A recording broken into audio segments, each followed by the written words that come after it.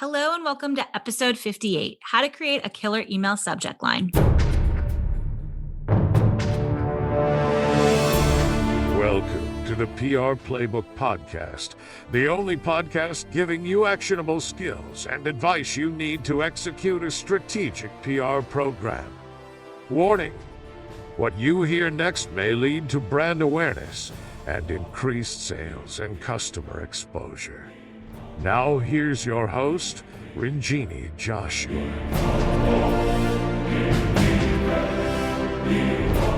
So, you may not realize how important copywriting is in the PR world, but it's basically our currency and the way we communicate. Public relations is all about storytelling, writing, journalism, and it's really the most important daily thing we do to engage the media. Also, it's the best way for journalists to open our emails. So today I wanted to talk about walking through the process of creating a killer subject line for press outreach. Specifically, if you want to reach the press, you want them to read your email, you want them to write a story, the subject line is important. Now, here's a couple things or few things that you should consider when you're emailing the media. First, they're getting hundreds of emails a day. We get people telling us all the time that they batch delete. They only look at emails from people they know. They only look at emails with subject lines that are interesting. So you can see how important the subject line might be. Just think about your email inbox and what you tend to open. Second, they work on tight deadlines. So they may be missing things as they're coming through and they don't want their email to inbox to pile up. And if it doesn't seem important, they probably will just delete it. So just remember that they work on tight deadlines or working on stories. Often they're not looking at their email every second. There's usually a few windows in the day that journalists look at their email. The third thing, they are humans. So they do have a human component. So kind of feed into that side if you can. I mean, this is why we emphasize the value of researching the reporters you're going to reach out to so much. And I'm sure it's in almost every other episode, but it's very, very important to understand who you're reaching out to and why you are reaching out to them. So these guys are human. They will miss emails. You can email a couple times, before you might want to give up, but remember they're human and appeal to that side of them. So here's 5 tips on really getting a good subject line. Number 1, draft a headline that includes a view of what's inside, like a sneak peek. So, for example, we recently helped launch a clock brand, and we typically use, anywhere from 5 to 10 headlines in the process of pitching one single product, because you've got to really cater the headline or the subject line, to the person that's going to be receiving the email. Think about your email inbox and how you see emails in there. Like, what do you open? What do you not open? So really get into the mindset of a marketing mindset of looking at the subject lines from the point of view of the opener, right? Who is this email going to? So case in point, for this clock company, one of our sneak peek headlines before we launched was called "Wake Better, Stress Less, and Keep Bedroom Low Tech with this new minimalist clock." And if you think about the things that we say there, wake better, stress less, and keep the bedroom low tech with this new minimalist clock. So we're addressing the value propositions of this new product, kind of tell them what it is. It's a clock. We talk about stress. We talk about waking up better. So these are the different elements that we're hoping that will pull on the reporter's needs based on who they might be. Now, I know there's another subject line about this new clock uses sonic science to wake up better. So for the science reporters, we were using that science and angle, sonic science. So keep that in mind when you are drafting the headline. Include a sneak peek. That's just a little peek of what's inside, but it kind of gives you a little bit of a preview. 2, stick to information they can relate to. Now, if you listened, the last 2 headlines, don't even mention the name of the company, because frankly, they're not going to know the name of the company. It's a brand new clock. It's a brand new company. So unless there is somebody notable who created it, which in this case, there is a notable Grammy Award winning musician who composes the music. And we do mention that in some of the subject lines.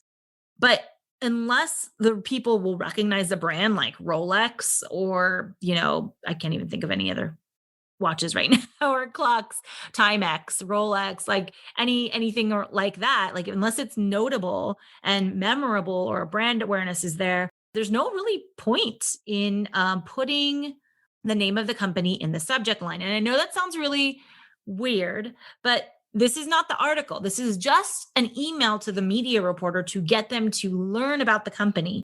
So, you kind of have to take ego out of this a little bit. So stick to information they can relate to. If the subject line if the brand name is not going to help you, use other words because you have very limited real estate. You have 5-7 words that you can use to describe what you want in a very impactful short space. 3, create curiosity. So make them want to open it. You can test this out on yourself. If you don't want to open it, they probably won't either. And that's like my party line for anything to do with subject lines, press release headlines, anything, any headlines. If you don't like it, or if you're not attracted to it, then your target market probably won't be either. Or if you put yourself in their shoes and you are not attracted to it, they won't be either. So, we kind of try to incite a little bit of curiosity, right? Wake better, stress less, and keep bedroom low tech with this minimalist clock. So it's kind of like, hey, these are cool things that can happen if you get this clock. And maybe they'd be curious, especially if they are talking about sleep technology or stress, especially during the pandemic, or being more low tech, especially since right now everyone's very, very mobile focused. So these are different elements that we're playing into based on who the reporter might be. When possible, number 4, when possible, let them know what you want them to do. So sometimes when we are sending out samples or we have a press release or, whatever, a number of things. So we put that actually in the subject line. We'll say press release, or we'll say news or breaking news or media alert or sample available. Sometimes it is worth saying that in the subject line so they can see, oh, okay, this person wants me to kind of do like a product review, or they want to send me a sample. So it's sometimes worth doing that if you believe that will help them open the email. So when possible, let them know what you want them to do. It's not a requirement, but it's something you should consider when you're emailing. Sometimes straight to the point works. Number 5, sometimes straight to the point works. Sometimes you don't have to be fancy. Sometimes you could just say, especially when the brand awareness is there, Rolex is launching a new watch. Take first look at Rolex's new watch. First look at Apple's new phone. I mean, that's pretty easy and can work for Apple. If you have a media following, you can say that. Or maybe if you're the first to create something like new drone, I don't know, some kind of new drone technology. Or we do have a company doing some really cool things with self-parking valet. So things like that maybe can be really simple. Make it simple if you can. So the 5 things we mentioned, dears. Number 1, draft a headline that includes a view of what's inside, a sneak peek. 2, stick to information they can relate to. Don't get caught up in mentioning your brand if it doesn't really matter. 3, create curiosity. Make them want to open it. 4, when possible, let them know what you want them to do.